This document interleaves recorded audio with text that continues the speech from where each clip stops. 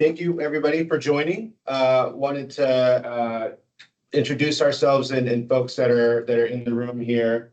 And we have members of the NWSA ops team. We have Mark Storsley, our Director of Operations for the Strategy Center. Tim Eber, the Senior Manager for Terminal Ops, and I'm Michael O'Gara, the Manager of the Port Community System. So appreciate you guys joining. I'm going to let the eModal team take it out today, introduce themselves, and generally here's the topics we have covered, but they have a whole presentation. They're going to be walking through the eModal platform today. If you'd like to submit any questions, there's a Q&A feature available in the webinar. We'll see all the questions and we'll be looking to address as many as possible. I want to let you guys give time for them to get through some of the presentation. But of course, anything that comes up or any topics that you want to cover, we'll be looking at your questions as they come in and try to answer them as they come. Otherwise, you can send over anything to the emails you see on screen and we'll get that over to you afterwards for anything we don't cover. And so with that, I'll let the eModal team take it away. Thanks, guys. I'll kick it off, Harvey. Hi, everyone. I'm David Casey, Senior Vice President of Commercial Strategy, located usually in Atlanta, Georgia, but today in sunny Fort Lauderdale, Florida. I look forward to meeting a lot of you next Tuesday during the Northwest Seaport Alliance peak planning session at the airport. So, hello. Hi, everyone. I'm Harvey Bauer. I'm the VP of Customer Success. So essentially the organization that supports the eModal platform, and excited to be with you all today. Thank you for taking the time out of your busy schedules and joining us. We look forward to the discussion today, but the continuing discussions going forward. So Dom, you want to introduce yourself? Yeah, thanks, Harvey. Dom Allen. I'm Customer Success Manager for our terminal customers on the West Coast, including P&W. We work with Harvey and Dave, and again, look forward to the discussion today and everything that comes out of it in the future. So appreciate you taking the time. Hey, everybody. Mike Mayhew, Director of Business Development here at Advent eModal, part of our commercial organization. Look forward to seeing everybody again next Tuesday as well. Thanks again for the time today.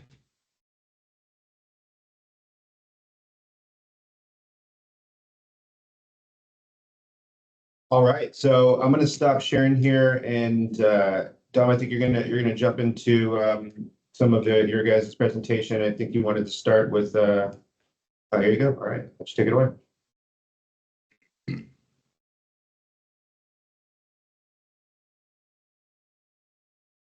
Harvey, you're on mute. Thank you, Dom. Yeah, we have the agenda here, and Michael already put this on screen, so won't spend a lot of time talking about it. We've done the introductions, but we do want to make sure we spend ample time going over some of the things that have come out of previous meetings with the NWSA and the Washington Trucking Association and its membership. And then, like Michael said, answer any questions, as many as we can in this session. We do want to, before we jump into that, though, let you guys know a little bit more about what's going on with the Advent eModal organization more holistically.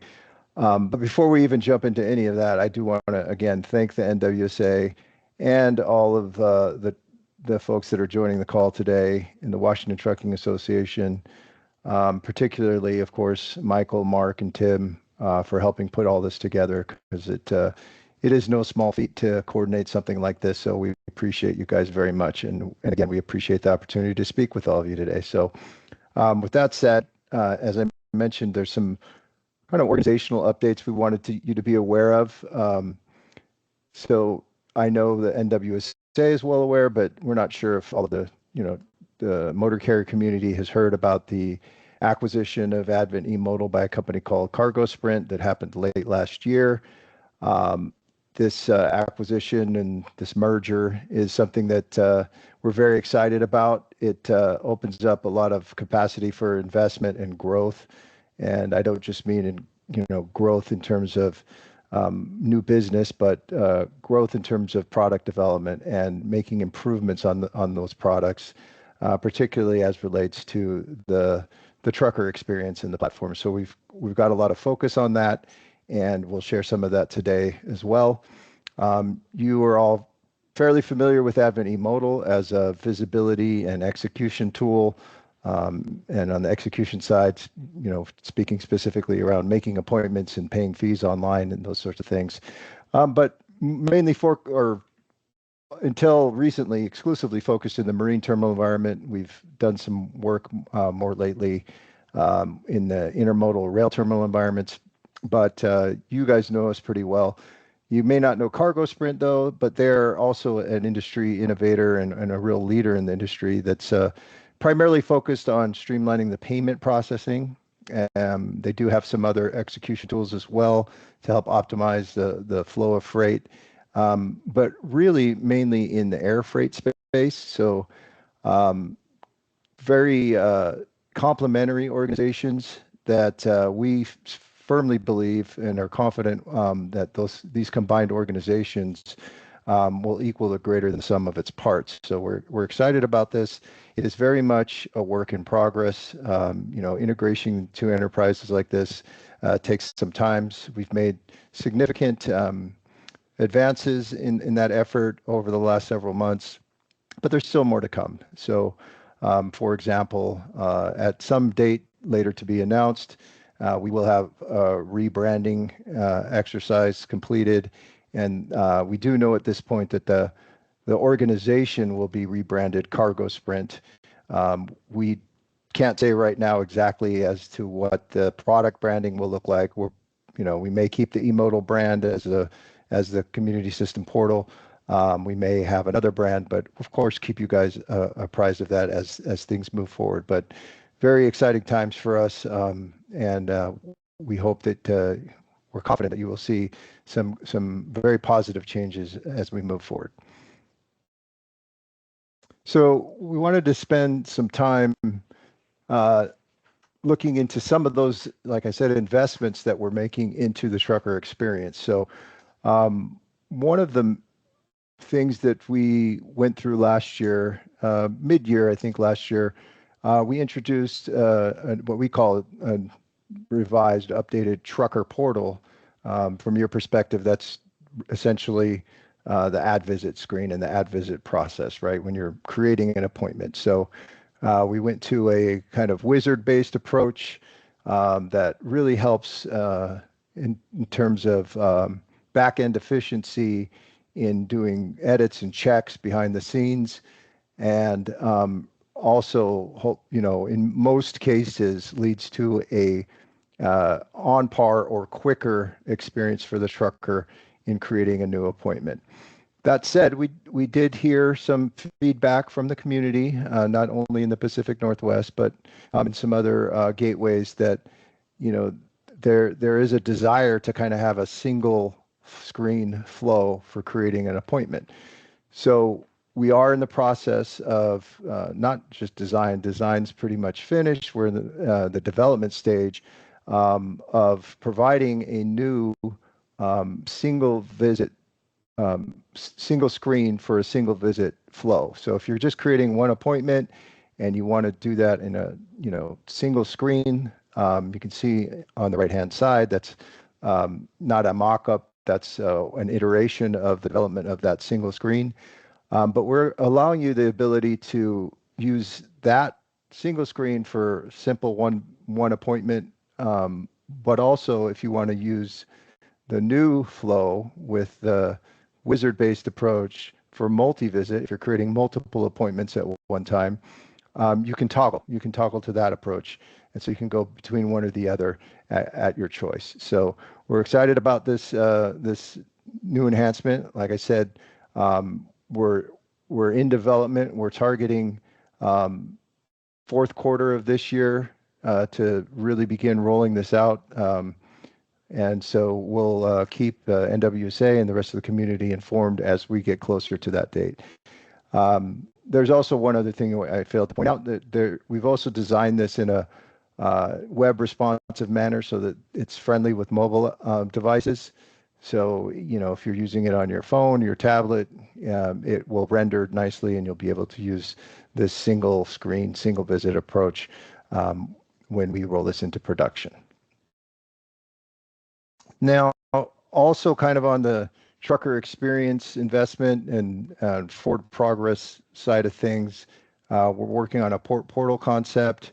And for this, I think Dave Casey really wanted to kind of introduce it and talk to it. Thanks, Harvey. And again, this is an eModal platform call, and we are cognizant to focus on the needs of the CTAC community on the eModal platform. But I thought it was important to introduce a concept that we're rolling out in a couple of other locations. In response, originally in San Pedro, in response to the trucking community, their request to have a unified portal, we began developing for Long Beach a port portal concept. So if you think Expedia, where you can book directly with an airline, or you can book via a third party. So we developed a portal concept for Long Beach. We're rolling it out in Oakland as well, and we're developing in New York. What does this do? It gives the Drake community, one spot to go and look at different types of appointment systems, different terminals. We connect via API for the large trucking folks that have a TMS, or we have a front end UI for the smaller players. It levels the playing field. So we're really excited about what some other ports are doing.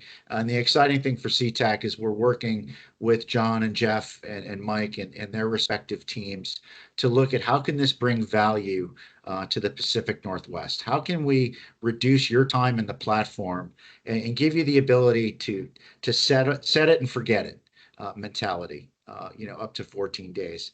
So we're excited. And if I was a motor carrier in the Pac Northwest, I'd say, boy, this is great. Let Long Beach and let Oakland work out all the bugs, and then let NWSA come in.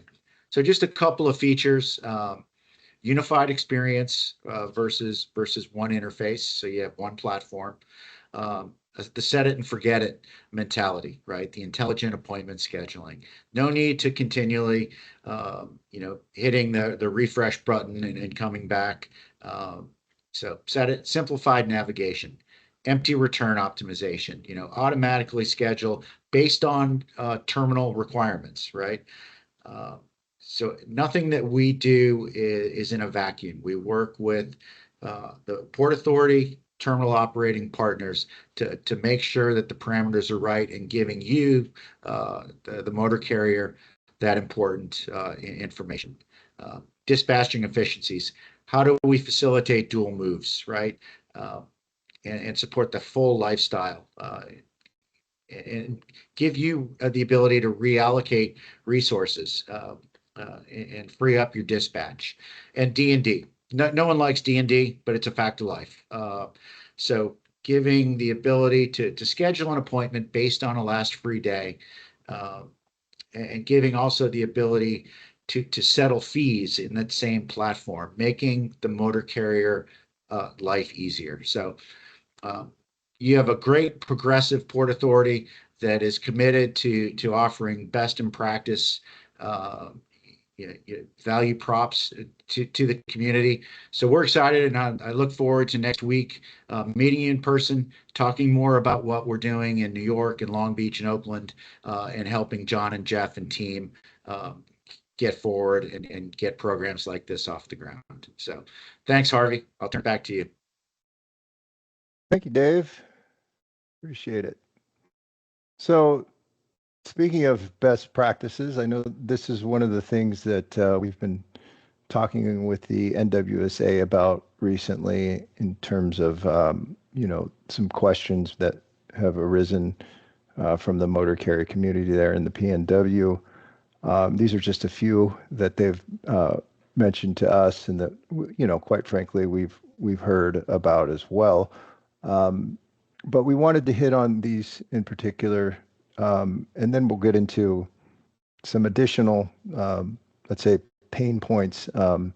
But as far as best practices for use of the eModal platform when performing certain functions within the system, we wanted to highlight these three. So with regard to dual transactions, this is obviously a big one, not only for the motor carriers to optimize their fleets and ensure that they're, doing double moves wherever possible, dropping something off, picking something up, but also highly important for the marine terminal operators, right? The fewer truck visits they can have with the same number of container movements, the better, because they're optimizing their equipment, they're optimizing their terminal operations. So dual transactions, we know, is highly important for the whole community, the whole ecosystem. So one of the things that seems to have popped up on more than one occasion is, well, how do I actually schedule a dual transaction in eModal most effectively? And the answer to that is typically, in 99% of the cases, you should try to secure your full pick appointment first. Now, I know there's dual transactions where full pick may not be part of the equation, but we're talking about a very import-heavy gateway, just like the rest of the West Coast. But typically, that's the cycle we're seeing, right? A full pick and an empty drop, or a full pick and maybe an export drop. But try to secure that full pick appointment first, because those are often harder to come by, or potentially more limited in terms of the capacity available from the terminal. So if you can secure your full pick appointment first, and then subsequently add your drop move. I mean, if you have the information for both container movements at the same time, ideally you do them all at once. But if you don't, we would highly recommend that you secure the full pick first and then add the drop afterwards. And the advantage, I mean, the counterintuitive piece of that for the trucker is, well, you're going to drop something off and then you're going to pick something up. That's kind of the order of operations for the trucking company. But from the perspective of the appointment system, again, the pick appointments, the full pick appointments, the import pick appointments are typically more, let's say, constrained or can be less available or harder to come by. And so it's just a lot easier if you can secure that portion of the dual transaction first, then add your drop. I don't want to ramble on too much more here, but I did want to emphasize this point because I know that it has come up in other gateways as well. And to our surprise, actually, a lot of the truckers didn't realize that that was the preferred and best practice for a dual transaction. Now, I know there's other issues that may come up when trying to schedule a dual transaction. We won't be able to get into all of those today, but of course, if you have an issue scheduling a dual transaction, open a ticket with our support folks. If it looks like it's a system issue, otherwise, it may just be that what you're trying to schedule is just not available on the terminal side. The other thing, the second point on this best practices list is the watch list usage. So particularly the container watch list.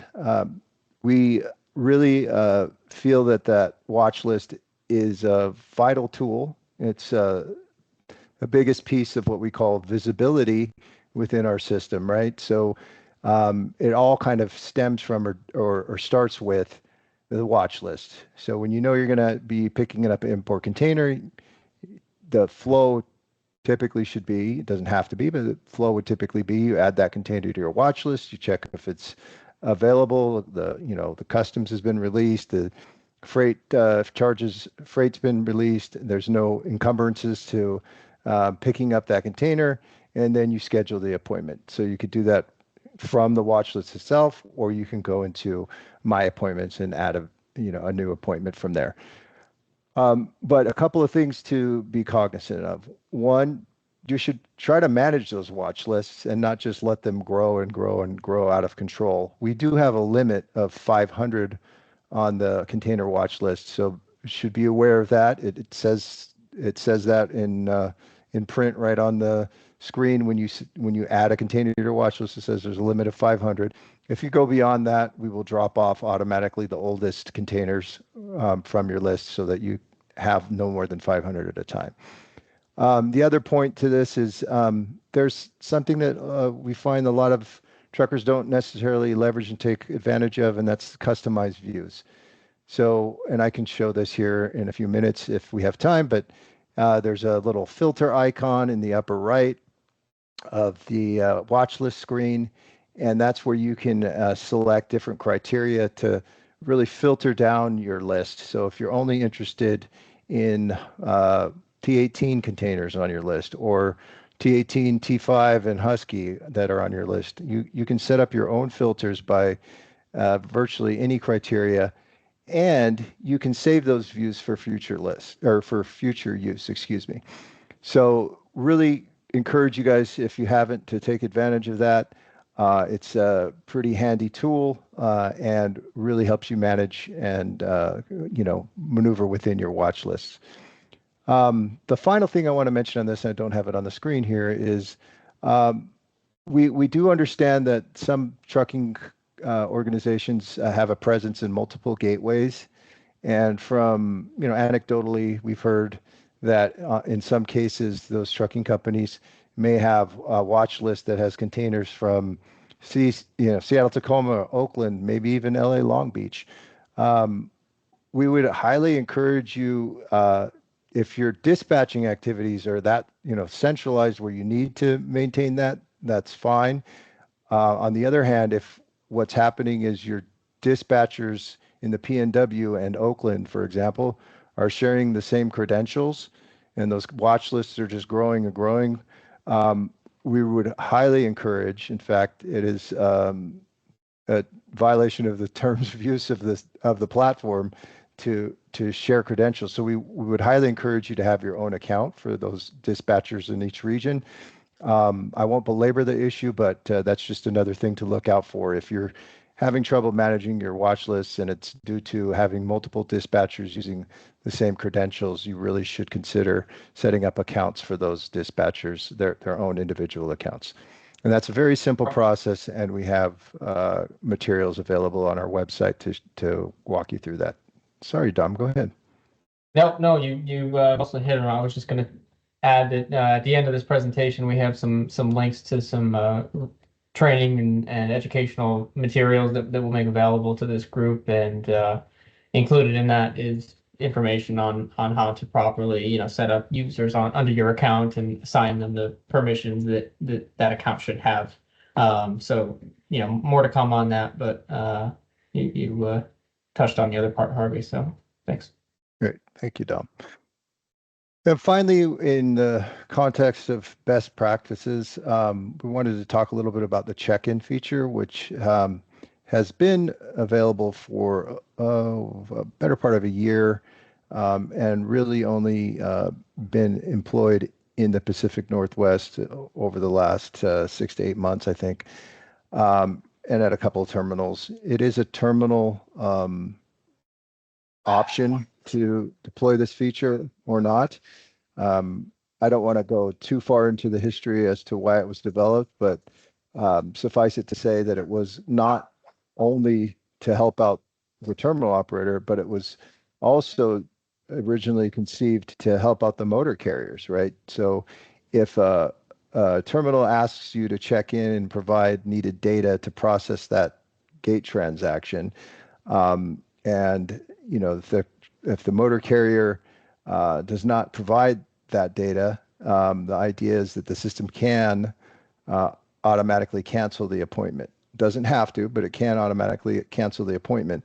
And what that, again, conceptually, the idea is that would then allow that capacity that would otherwise go unused to be freed up and allow somebody else to make an appointment. And again, I'm not going to go way back in the history as to all of the nuances that brought this feature into reality, but It is something that is now being adapted by some of our marine terminal customers in Seattle, Tacoma. And really, one of the things that we've seen come up in all gateways where it's been deployed is some confusion around, well, if the terminal needs me to check in for the appointment, should I edit the appointment at the time? And the answer is actually no. If you need to check in for appointment, and in this case, we're talking primarily about adding the license plate, right? Adding the license plate of the truck that's going to affect the actual appointment.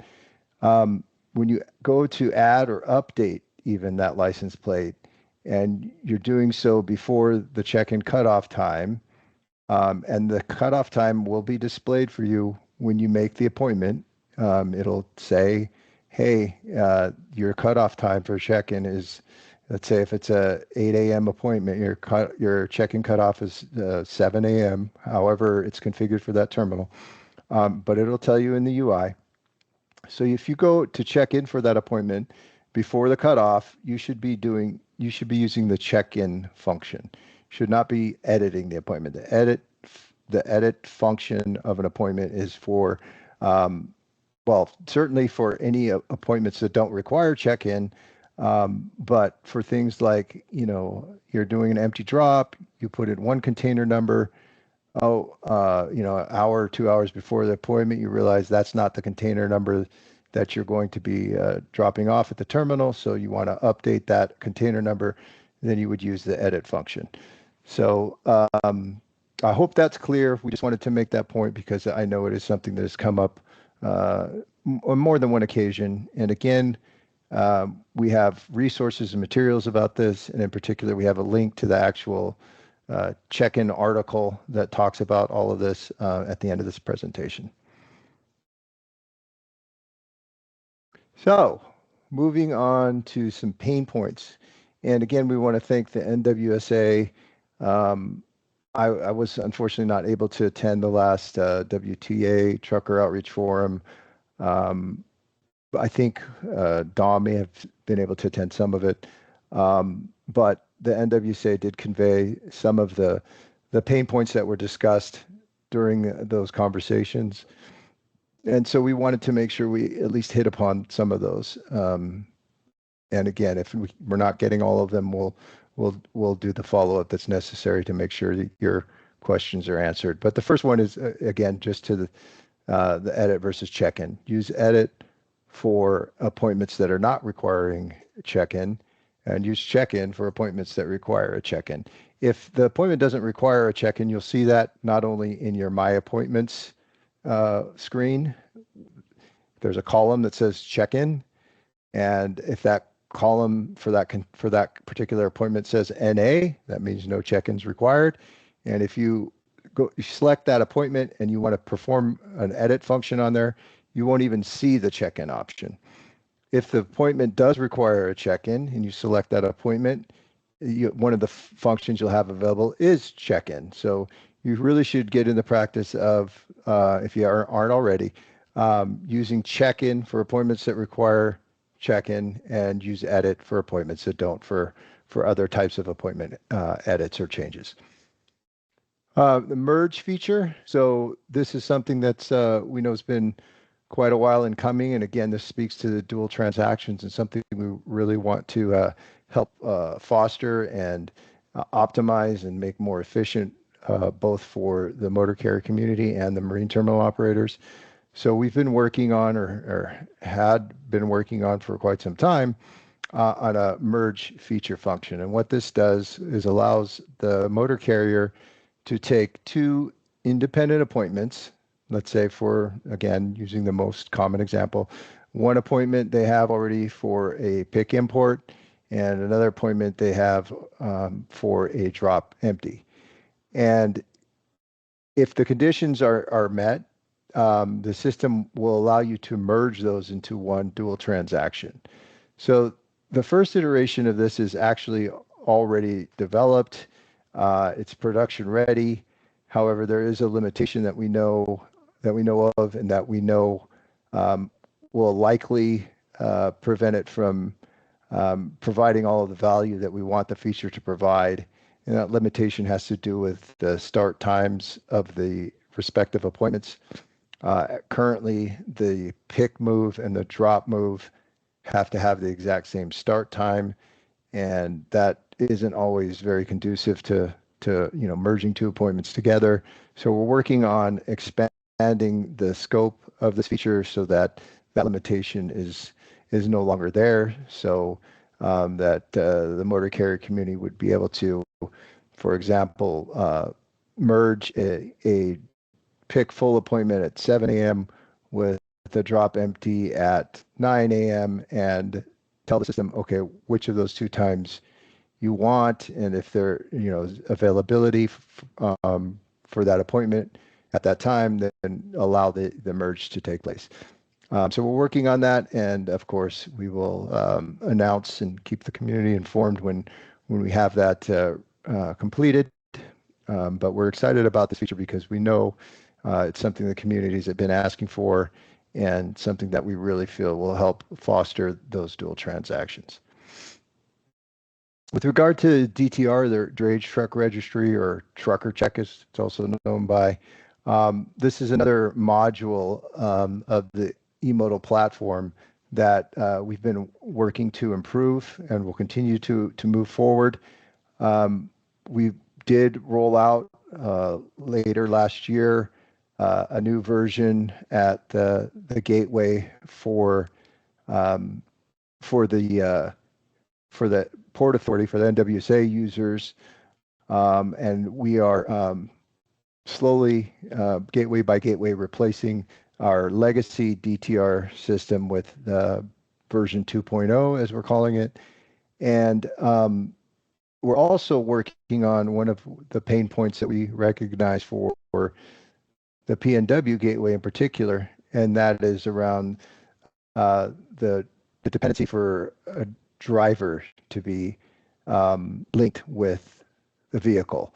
So we're going to break that dependency, and we're working towards that, and we want to have that finished by certainly this year. Another, for your knowledge, they still want that ability. They want a driver to be linked with a vehicle, so we need to accommodate and support both use cases. But we do understand that in the PNW, it's not really important to have a driver and vehicle linked, so we'll be removing that dependency here in the near future. Also wanted to hit upon what we can label as platform performance issues. That this is something that Mark and Michael and Tim brought to us, and we spent a little bit of time discussing this. And we want to be clear on what is a performance issue that's based around an incident, such as the one we had mid-April, April 14th to be precise, that lasted, unfortunately, over 2 days. And that was a technical issue on our side that had to do with some, without getting too far into the weeds, it had to do with the cloud environment and the deprecation of a certain tool that, best way to put it, I guess, is a tool that's used within our own APIs. So the way we transfer data around within the system and externally to the system as well. That tool was deprecated by Microsoft and started behaving badly when Microsoft issued some security updates to the Azure, or their cloud environment. And so as soon as we realized that that was the cause of it, we made the necessary changes. But during that incident, yes, we fully understand that there were lots of performance issues, particularly when making appointments, spinning screens, appointments remaining in pending status for excessively long periods of time. And those types of incidents, obviously, we're doing our very level best to avoid at all in the future. But there this is technology, and sometimes there are hiccups, and we can't promise that we'll never have an incident, but we can certainly promise and commit to doing everything we can to avoid any prolonged incidents like this again. And that's why we're very excited about the merger with Cargo Sprint and the additional investment and resources that are being put into the products and our offerings, not only on the forward-facing side or the customer-facing side, but behind the scenes in terms of the IT and the infrastructure that supports all of those products. So those incidents hopefully are will be few and far between, and hopefully will not be as lengthy as that one was. But if there are other ongoing performance issues that you as a motor carrier are experiencing, yes, please open a ticket. We will definitely look into it and address it as timely as we possibly can. But I don't think we've had any other performance type issues since that incident in mid-April. If you again are having a particular issue, please do let us know via our support system and the ticketing process.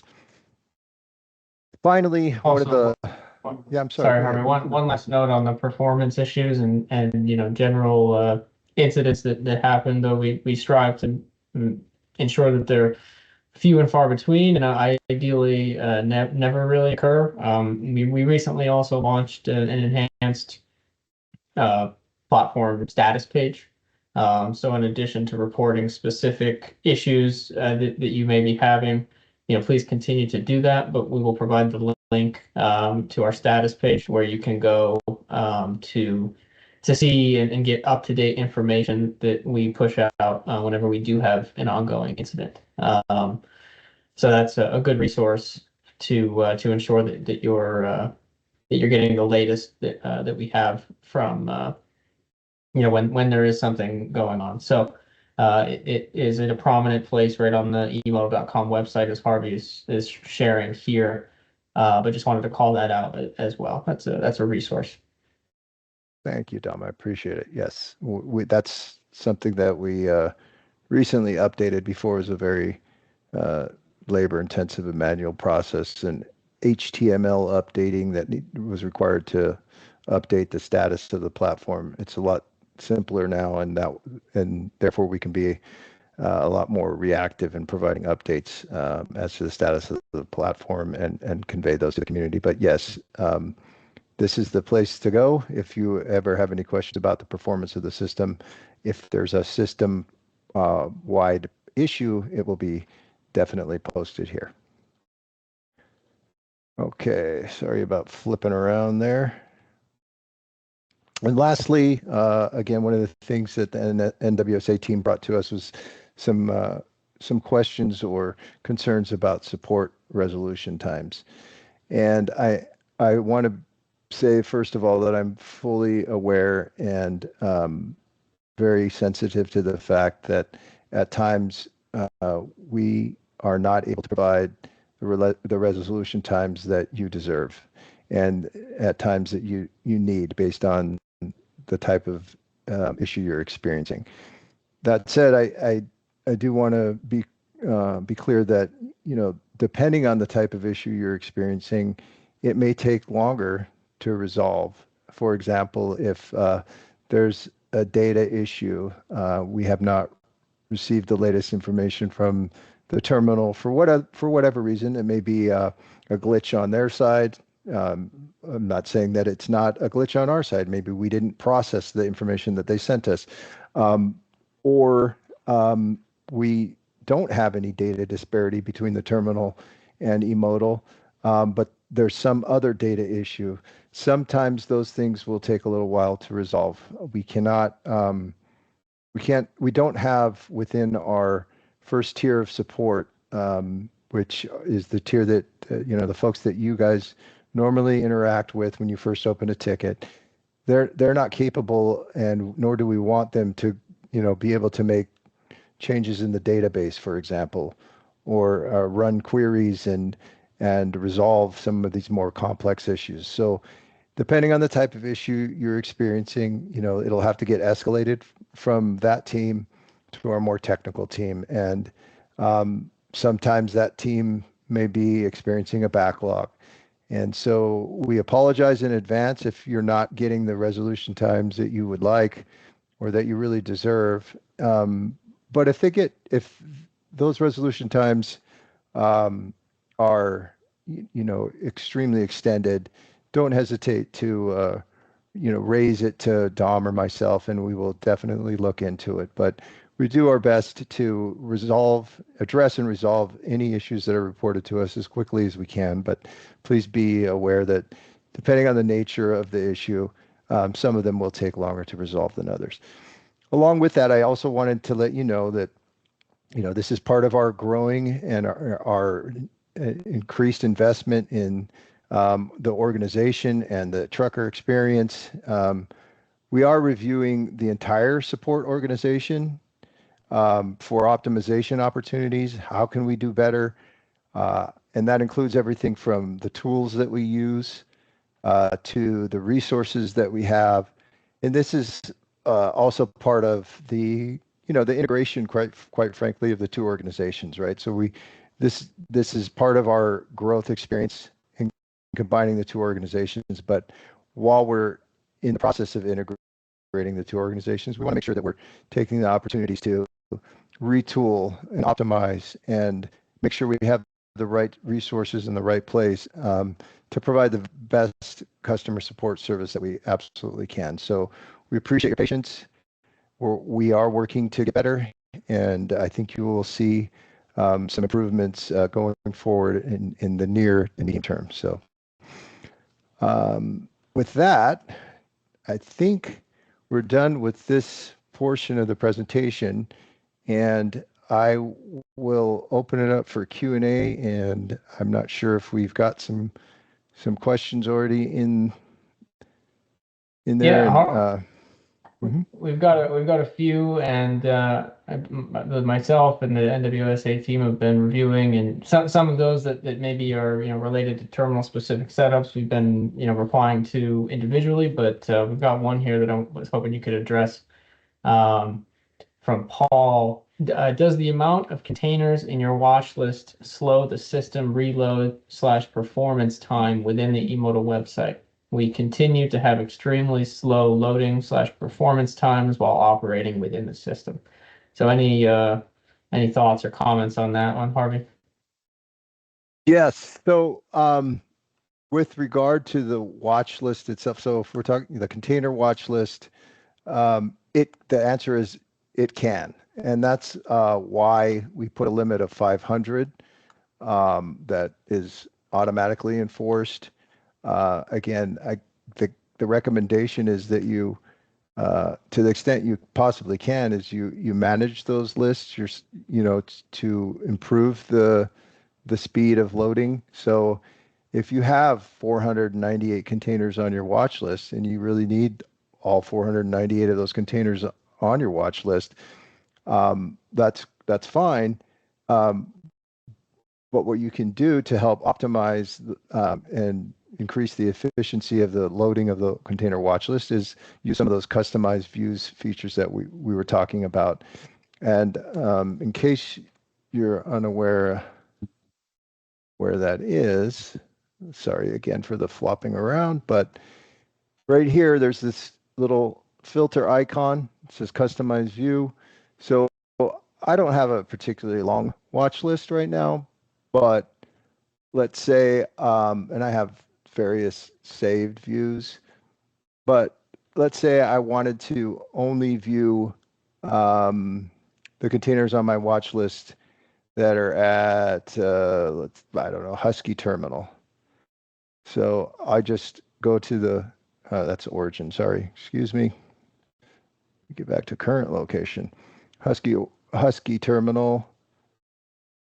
And you'll see when I apply this, now I have a much shorter list, as it's going to load much faster. And if I save this view with this little disk icon, label it, actually I already have a Husky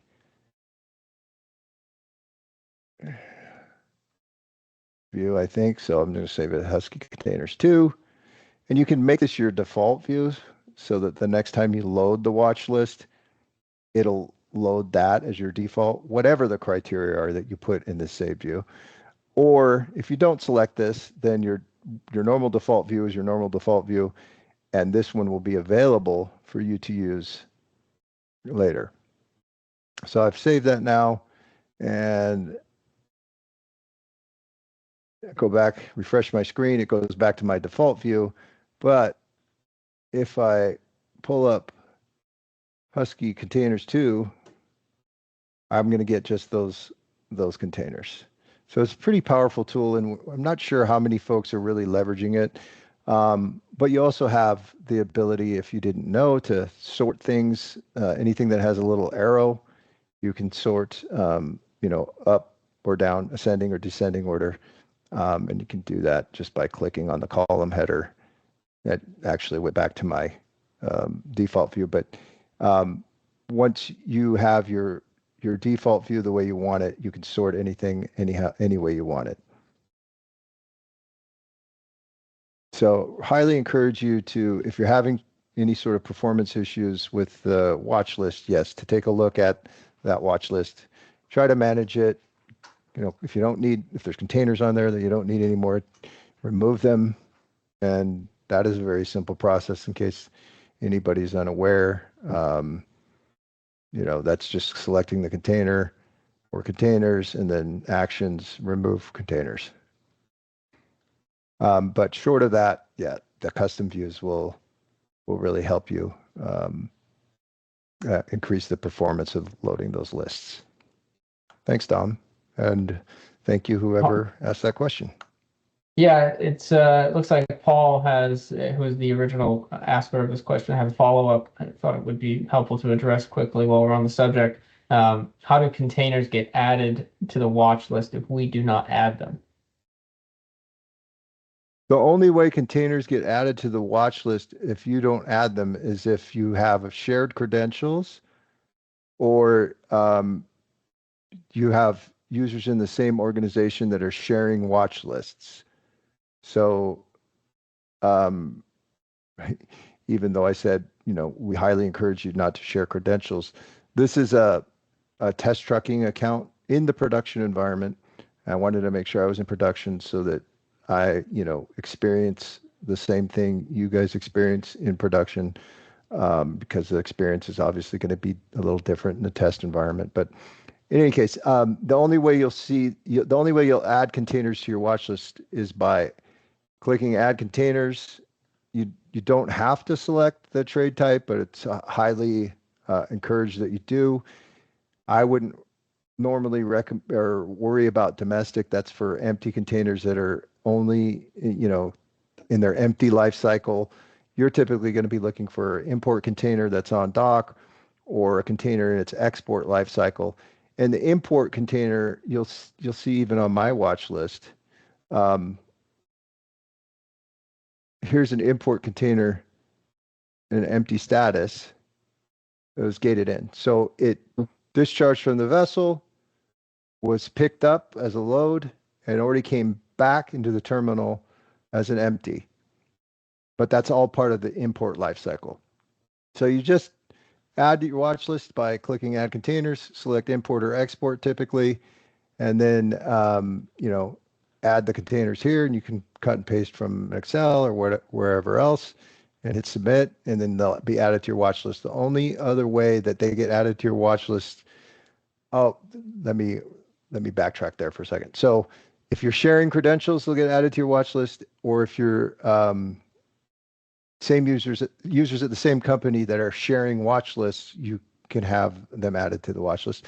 The other way is through, I almost forgot about this. So this is my profile. I'm going to go quickly into user profile. I believe there's a checkbox now. Maybe not.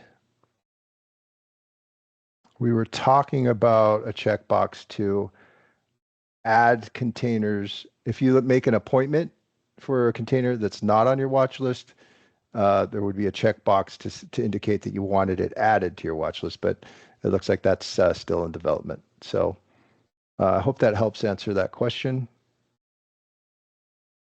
Got an extra sneak preview of things that we may be working on as well. Thanks for that, Harvey. So there's another question from SB. So I think we can address part of this.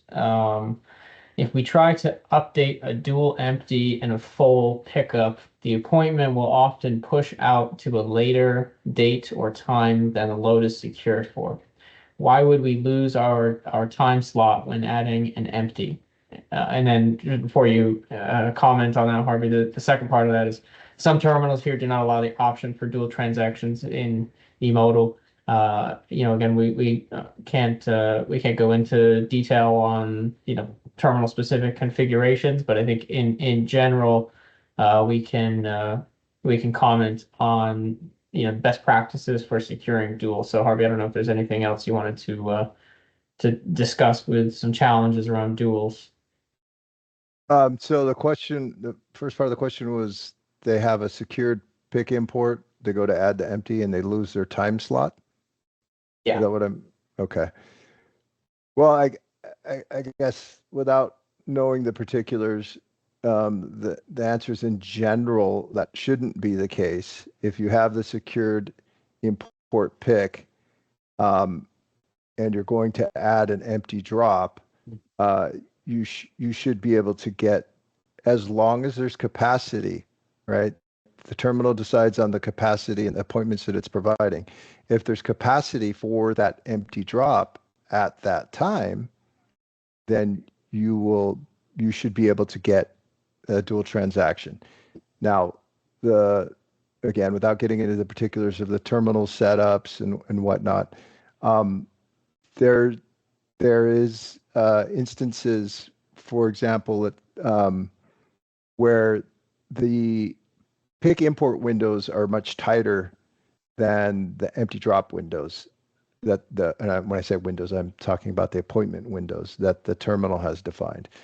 So if you have a pick import from let's say 8 to 9, and you go to add an empty drop, and there's their windows for empty drop are slightly different. Maybe it's 8 to noon, or even if it's 9 to 10, and there's no capacity, or even if it's, if they have an empty drop window from 8 to 9, just like the import pick, but there's no capacity left for the empty drop move, then the system will suggest a time where both moves can be affected.